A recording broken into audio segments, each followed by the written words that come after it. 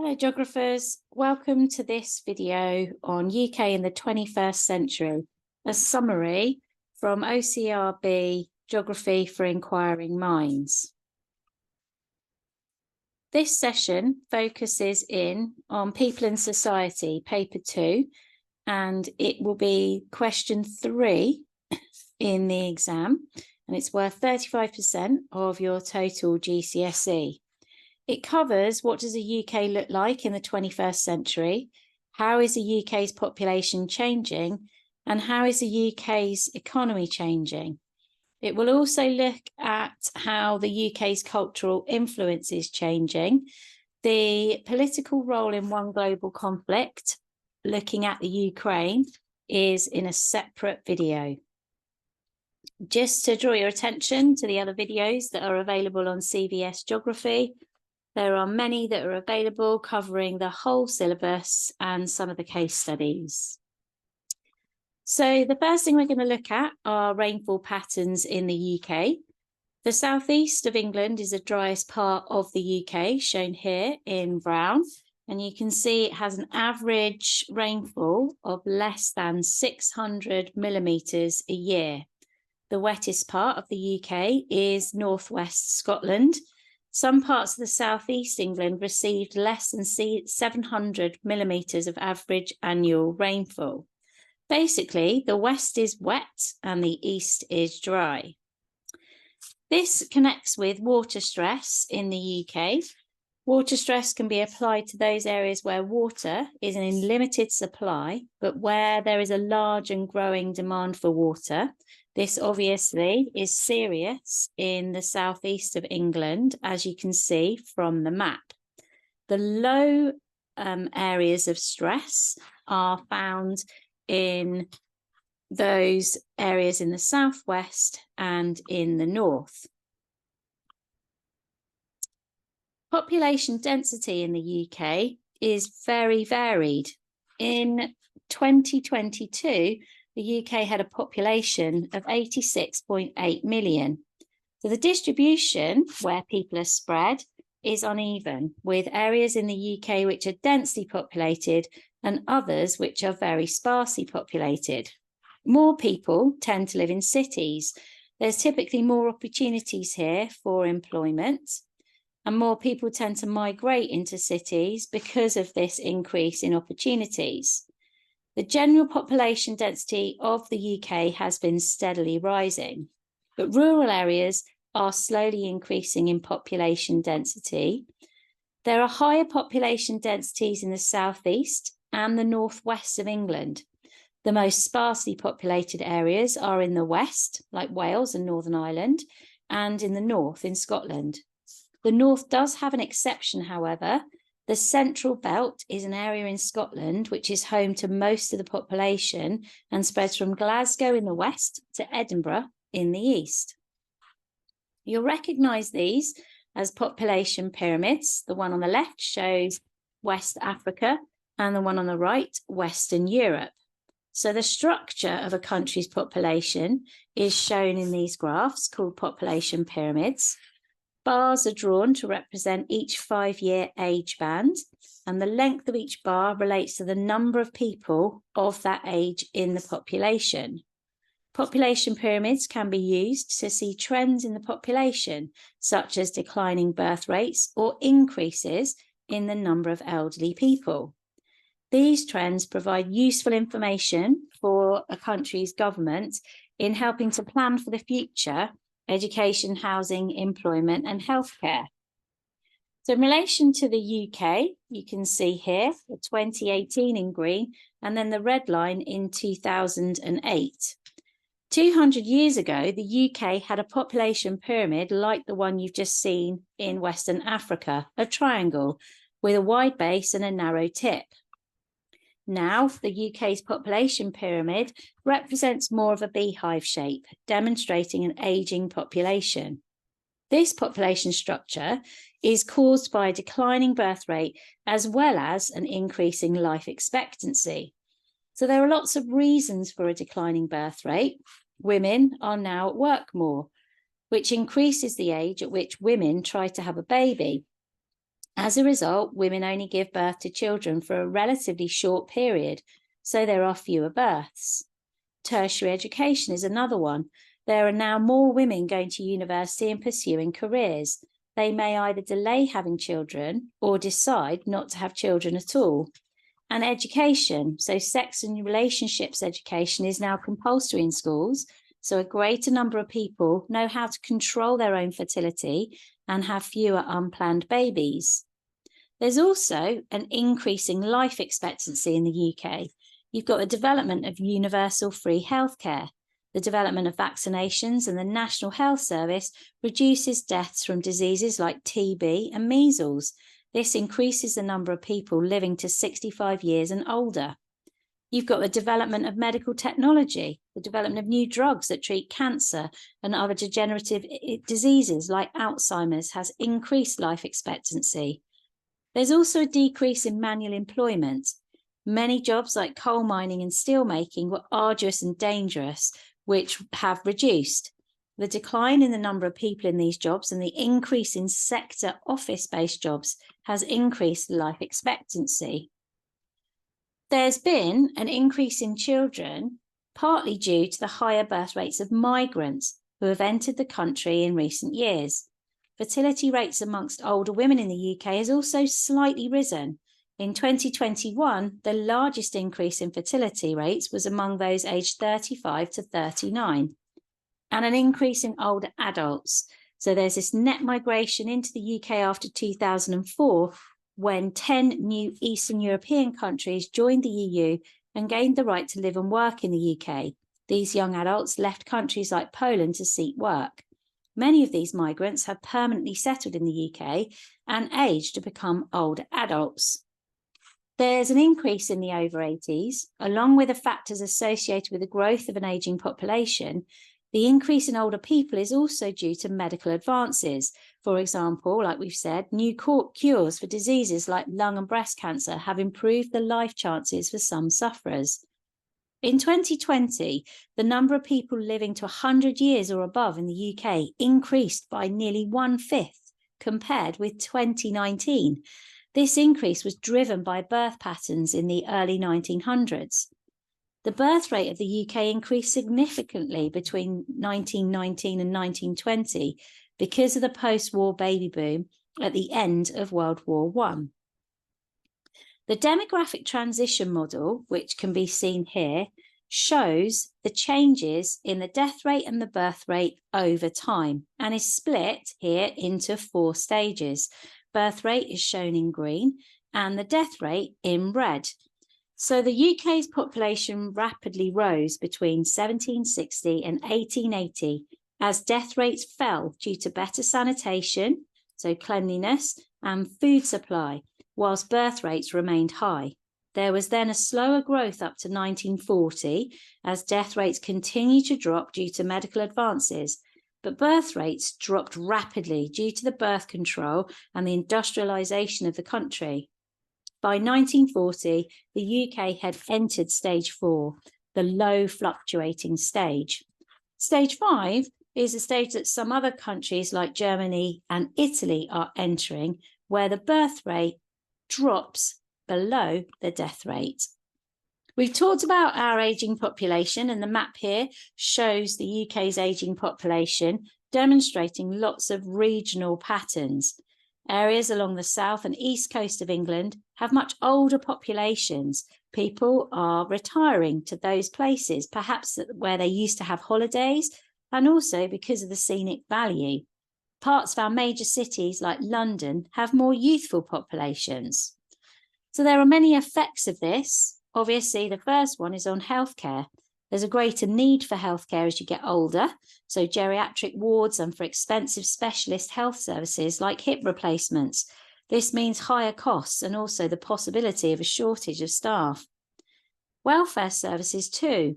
An older population needs an increase in services like Meals on Wheels and home care. This requires extra staff and costs more. You have housing issues. There'll be housing problems, so there'll be an increase in demand for retirement homes. These are expensive and could lead to an increase in taxes paid by those that are economically active, the working population. economic costs, as well as the increased cost for health and welfare services, there could also be increased pension costs. This could result in a fall in the value of pensions, causing increases in pensioner poverty, or tax rises may be required to meet the needs of the increasing population of pensioners. And obviously the age that you can retire may also increase. Our economy can be driven by politics. And we can see that between 1997 and 2007, the UK economy grew strongly and employment decreased. This was partly because of government priorities. They were encouraging investment in new technologies like computing industries and investing in university education, leading to a more skilled workforce. But in early 2008, the UK entered a recession, the banking crisis. Businesses failed, GDP decreased and unemployment increased. So the government had to adapt, and they changed their priorities to end the recession by supporting businesses so they didn't collapse. That collapse would increase unemployment, decreasing taxes on goods to encourage spending and international trade, and borrowing money from private companies and overseas investors. The recession ended in late 2009, and the government had to focus on paying off the money that it borrowed during the recession and helping people to find jobs.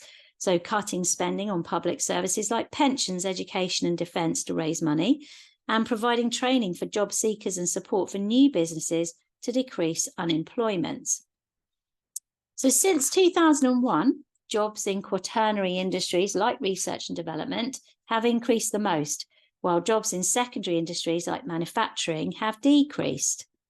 Over the same period, the number of people employed in primary production and tertiary industries has stayed fairly steady. The biggest increases have been in professional and technical jobs like law, computer and research and development. Employment in manufacturing decreased the most, partly due to cheaper materials and labour being available overseas. Our working hours have changed too. Overall, these are decreasing. The average number of hours worked in a week was 34.7 in 2001 and 33.1 in 2014. The number of hours worked decreased slightly more for men than it did for women over this time. Increase in people doing part-time jobs and zero-hour contracts where the employee isn't guaranteed any hours of work have really increased.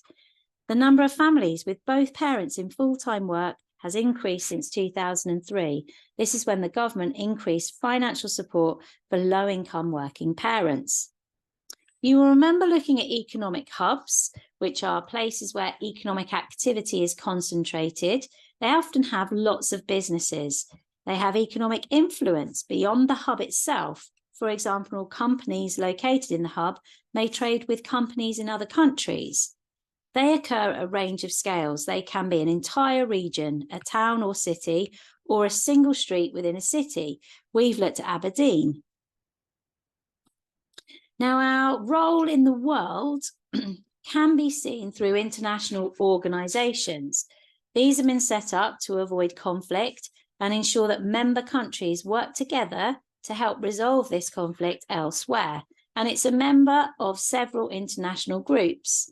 The first one is the North Atlantic Treaty Organization, NATO. This is a group of 28 countries, including the USA and many European countries, who work together to ensure their own security. They aim to prevent conflict by promoting cooperation and resolve conflicts by political and military means. The United Nations is made up of 193 member states. It was set up after World War II to maintain peace, and it tries to resolve issues that can't be dealt with by individual countries. For example, helping countries develop sustainably in delivering aid during crises. Now, there are lots of changes in ethnic diversity in the UK, which you can see in the pie charts here for 2011 and 2021. There have been large changes over those 10 years. And the biggest one is the decline in the number of people describing themselves as white British, from 80.5% to 74.4%. The main increases are other white, from 4.4 to 6.2%, mixed from 2.2 to 2.9%, Asian from 7.5 to 9.3%, and Black from 3.3 to 4%. And there are lots of reasons for these changes. The first one, obviously, is increased migration.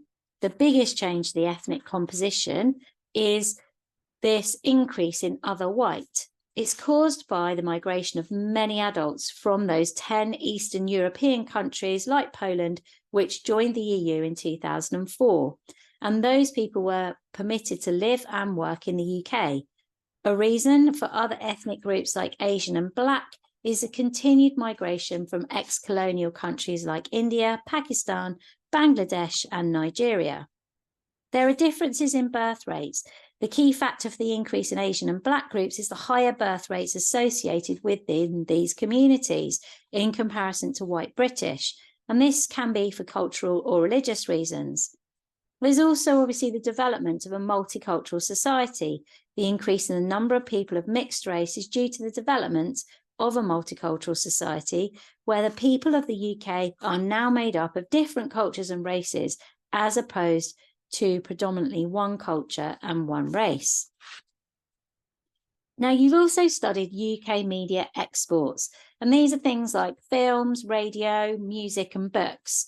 Now, we produce a lot of media and export it all over the world. For example, Downton Abbey is watched by more than 120 million people in more than 100 countries, including the USA and China. X Factor is watched by more than that, 360 million people in 147 territories, and 51 countries have produced their own version. They're distributed all over the world, but most popular in New Zealand, Australia, and Europe. And music is also really important as an export and accounts for nearly 14% of all global album sales. In 2015, Ed Sheeran, Adele, and One Direction were the three biggest. And books like Harry Potter have been translated into 68 languages, and this has sold more than 400 million copies worldwide. So most of our exported media in English, so people in other countries develop a better understanding of the English language. However, accents and phrases they learn may not be representative of the UK as a whole.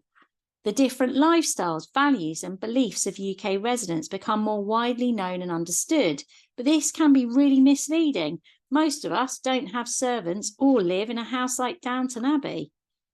Media exports affect the way the UK is perceived in other countries. Some films and TV shows it portrayed as an ugly industrial country, whilst in others it's shown as scenic and rural. Seeing the UK portrayed positively makes people want to come here to work or study or even visit. In 2012, the Olympic Games was held in London, broadcast all over the world, and this increased tourism afterwards. Exports of similar media products may increase strengthening our UK influence, and it can inspire people or companies in other countries to create or develop new media products. Like the quiz show, The Weakest Link, started in the UK, but the format was bought by more than 40 other countries, including the USA, Australia, and France. Some people copy the clothes or hairstyles of celebrities they admire, so British celebrities have an impact on fashion around the world and can endorse sales and products that they use. Have a look at some of the money here that we generate from our creative industries. It's worth a whopping £111.7 billion a year, creating 12.7 million an hour. And most of that you can see is from IT, software and games, but also in film and TV. Now, here's an exam practice question, and it's worth 6 marks. Examine the global influence of UK media exports. Pause the video here and have a go at planning and writing this question. Remember to think of your PEE paragraphs. You would need at least 2 to really get 6 marks, and trying to include development of your ideas and place-specific knowledge. In order to get a level 3, you would have to demonstrate thorough understanding of the global influence of UK media exports with a thorough evaluation of the global influence. You would have to show well-developed ideas about the global influence of UK media exports. This is an example here. Media exports make a huge contribution to the UK economy. The X Factor is made in the UK and is watched by about 120 million people all over the world. It's definitely increased since then. It's so popular that 51 countries, for example, the USA, have produced their own version of the programme. That's an example. You could also talk about Peppa Pig and Downton Abbey. And if you wanted to touch on music and also books, you could. Thank you for watching and good luck in your exams.